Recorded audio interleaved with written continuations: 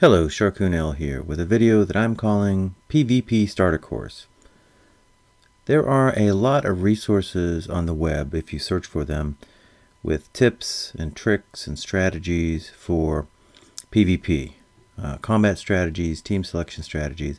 But most of what I've seen is relatively advanced in that they assume you have some pretty significant knowledge about PvP and how it works,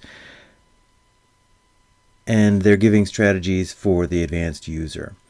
So my web channel, I'm targeting more for the person who might have some interest in PvP, but who's perhaps never been to a tournament yet.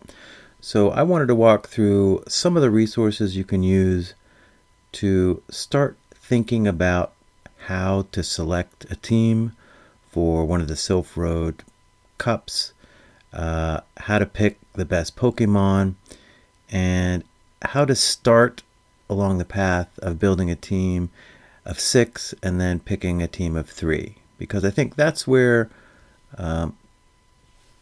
PvP can look difficult from someone who hasn't done a tournament yet, who hasn't really stepped over that threshold from just maybe doing the battles with someone you know to get the rewards every day to actually trying to go to a tournament and trying to compete.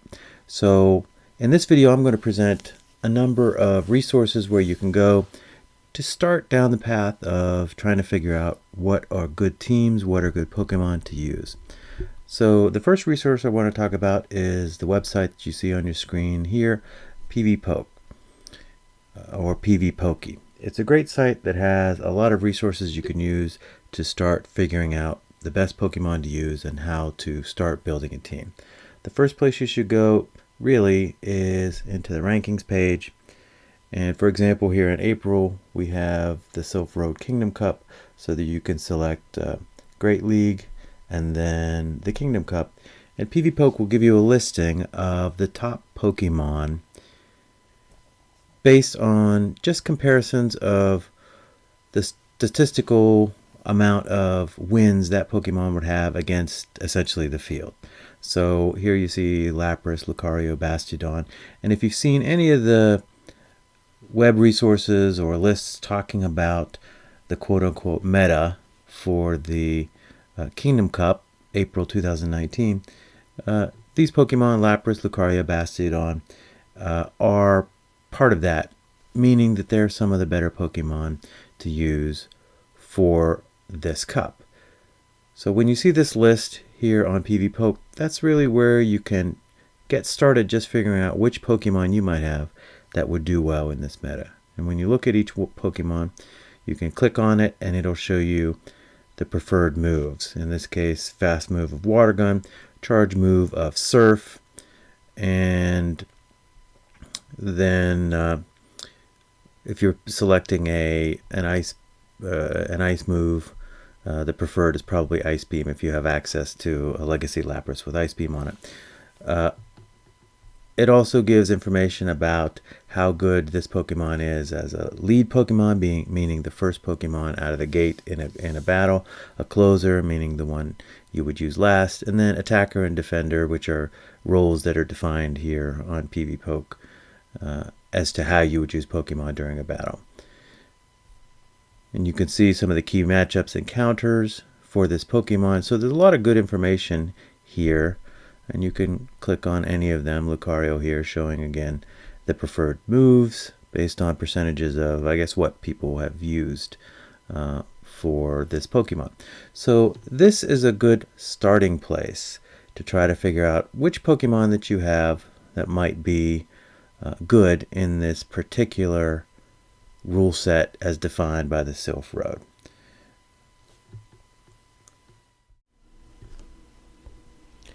Another place to look to start filling out your knowledge about what Pokemon work for a particular meta is some of the websites that comment on it. Here's a very good Game Press site that talks about the existing meta and gives you a good narrative description of how each Pokemon works in the meta and how you can use them in combination, what their strengths are, and what their weaknesses are.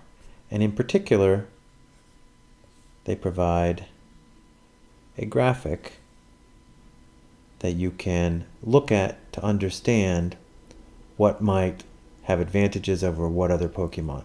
Here, they've graphically presented the meta in a pentagram showing Lucario as having advantages over the Pokemon on the left, Blaziken and Flygon having certain characteristics that give them advantages over Lucario and the Lapras group of 3 flying Pokemon at the bottom right that have certain advantages.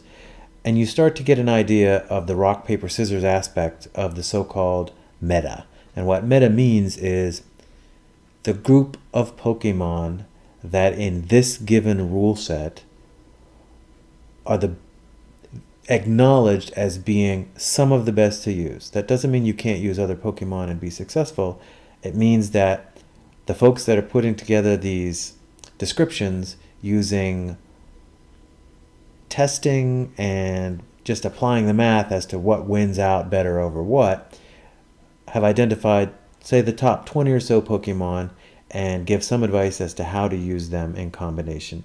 So as you can see, the pentagram figure in this particular meta identifies these Pokemon, and a lot of the PvP folks who are getting ready for this cup will be looking at this and selecting Pokemon from this list to put on their team. So if you want to use Pokemon that aren't among what's listed here, you better figure out how they interact with what's listed here, because these are Pokemon that you are going to see when you come to tournaments involving the Kingdom Cup.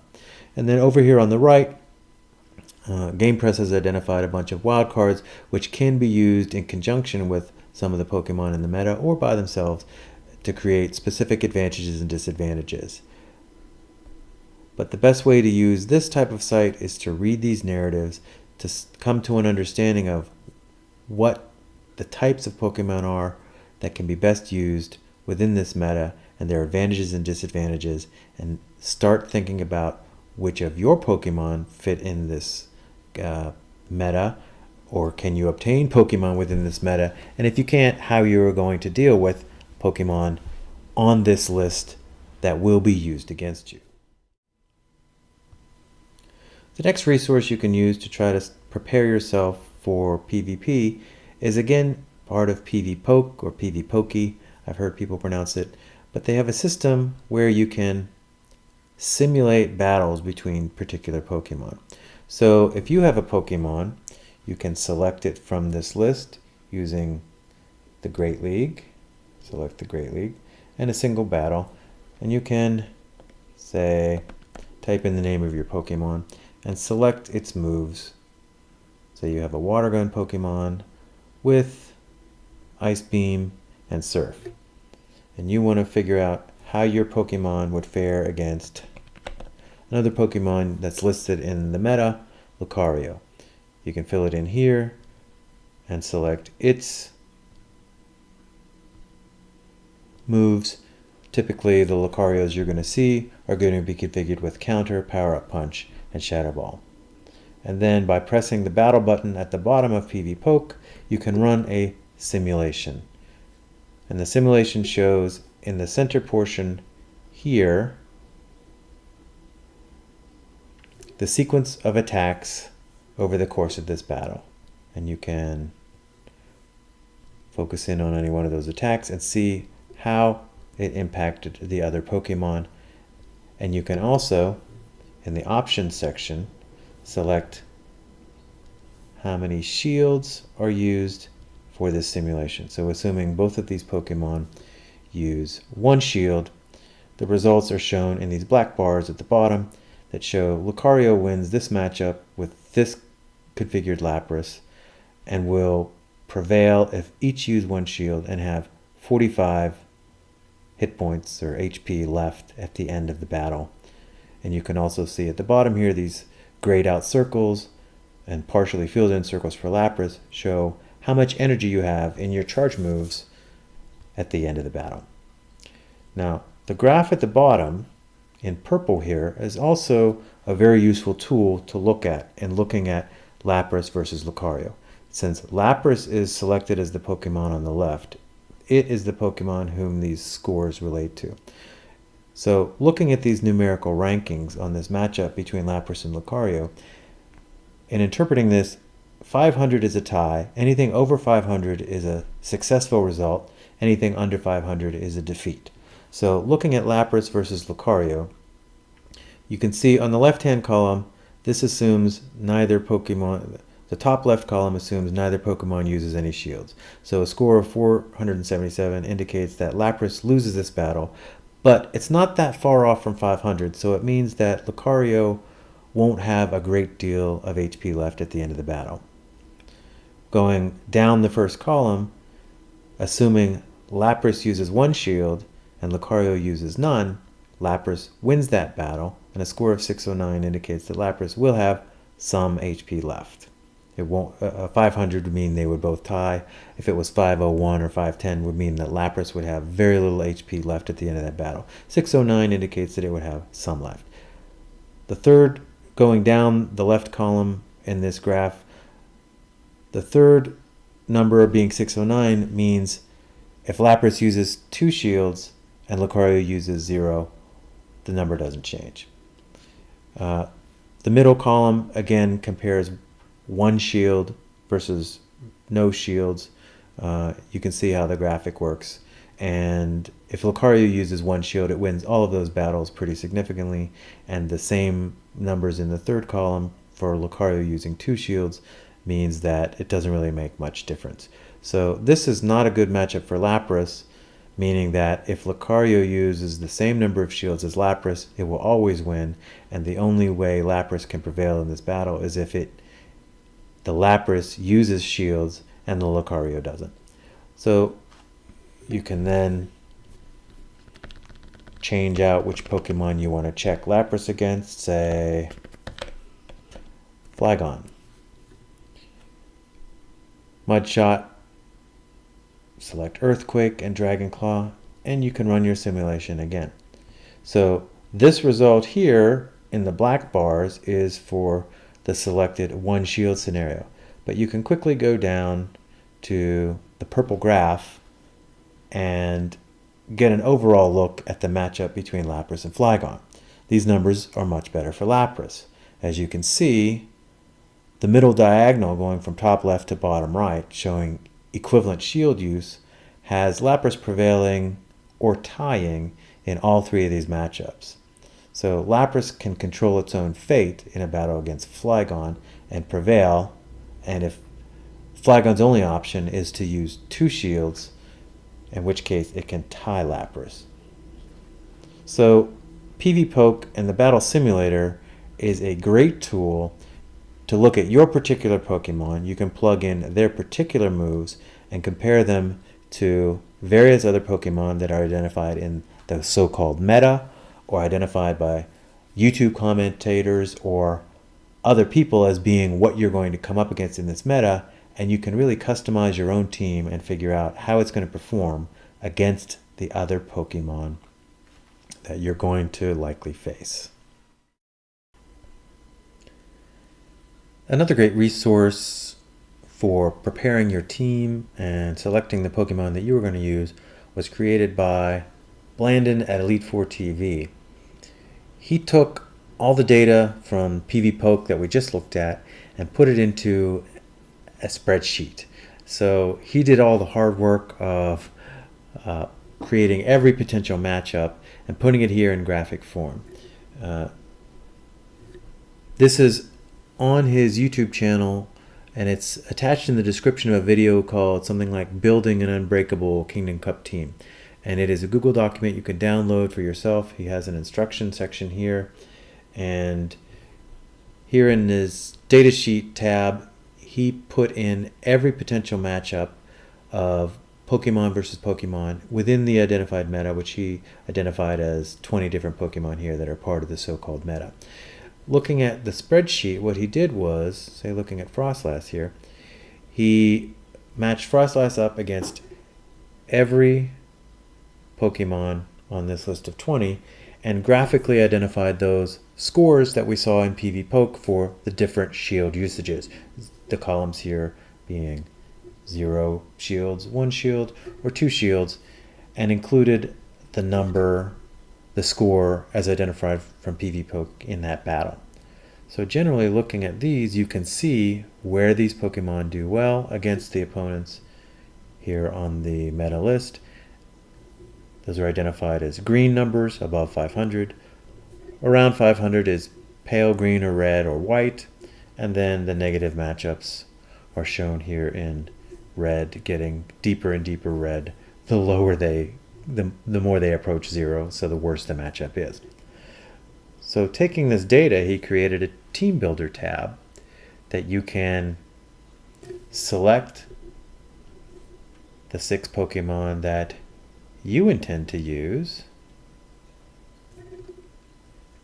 and see their collected results against the Pokemon identified in the meta. So you can spot where your weaknesses are in a team of 6. The left columns here that have lose, draw, and win in them show the number of times that any Pokemon identified in the meta taking on this team of 6 randomly, how many times out of 18 they win, lose, or come to a draw. Because there are 18 potential matchups of shield configurations of a single Pokemon versus all 6 of your team Pokemon. So for example, Frostlass versus this identified team. This team wins 7 times out of 18, comes to a draw with Frostlass 1 time out of 18, and would lose to Frostlass 10 times out of 18. So this team of 6 has a vulnerability to Frostlass in that Frostlass wins more than it loses in any shield configuration against this identified team of 6. So you can plug in your team of 6 and figure out where your weaknesses are, and maybe mix and match, make some changes to your team of 6 to get these numbers in this column on the red as low as possible. And underneath the team builder, you have a trio builder to try to look at particular teams of 3 that you might use as a subset of your 6, and it identifies the same thing. It takes the collective results of this team of 3 against the various Pokemon in the meta, and out of 12, or out of 9, half of 18, it identifies where your weaknesses are, where your strengths are on this team of 3. So based on what your opponent shows in their team of 6, you can identify what your best configurations of teams of 3 are. And there's more detail here where you can do some opponent analysis of things. But I think the team builder is very useful and a great service to the community that was done by the creator of Elite Four TV to take all of the PvPoke data and condense it down into a single spreadsheet that you can use to graphically see where your strengths and weaknesses are in your team of 6 and where they are in any particular team of 3. So all credit to Elite Four TV, and I encourage you, if you want to get further into PvP, to go download this spreadsheet and start sizing up your individual team of 6 and your teams of 3 that you might use in the next Silph Road Cup. Finally, if you really want to get into PvP and PokemonGo, there are a whole list of really great YouTubers who provide a constant stream of practice videos, tips, resources, just like the spreadsheet from Elite Four TV that we just went over, and all sorts of recommendations on strategies, on how to form your teams, how to conduct your battles, how to select your teams of 6 and teams of 3, and how to really improve at PvP and PokemonGo. This is a list of ones that I am subscribed to. You can feel free to take a screenshot. Any of these YouTubers listed here on the left are places where I have gotten great information from relative to strategy and figuring out how to take on the meta, how to choose your Pokemon, how to set your teams, and how to fight your battles. Some of these are pretty advanced, like I was saying. Most of them are not at the basic level as this video. They're assuming you have some understanding of PvP, but these are really great sources of some pretty advanced information on how to improve your game in PokemonGo PvP, and I would recommend any one of these sites to you for that purpose. If you like the content in this video and on my YouTube channel, I would ask that you like this video and subscribe to the channel. I will continue putting out more like this, with my goal being to bridge that gap between the new PvP player and the advanced PvP tactics and concepts which are set forth in most of the YouTube channels that are listed here. Thanks for watching.